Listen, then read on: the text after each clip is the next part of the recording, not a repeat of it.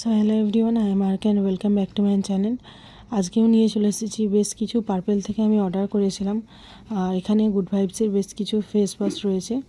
তো এর আগেও বেশ কিছু ভিডিওতে আমি দেখিয়েছিলাম গুড ভাইবসের ফেস ওয়াশগুলো কতটা ভালো, তো আমি সেগুলোকে ইউজ করি।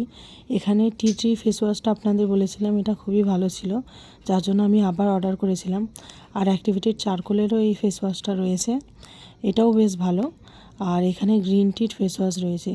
এই ফেস ওয়াশগুলো মূলত আমি বেশি ব্যবহার করে থাকি, আপনাদের আগেও বলেছিলাম এই ফেস ওয়াশগুলো বেশি ভালো। তো পাপায়ের ফেস ওয়াশটা খুব একটা খারাপ না, এটা থেকে আপনার স্কিনটা ব্রাইট করতে সাহায্য করে। আর এখানে রয়েছে রোজি পাল্টা গ্লো ফেস ওয়াশটা। তো এই ফেস ওয়াশটা আমার কাছে খুবই খারাপ লেগেছে। এই ফেস ওয়াশটা ইউজ করার পরে আমার ফেসে অনেক অ্যাকনে দেখা দিয়েছিল।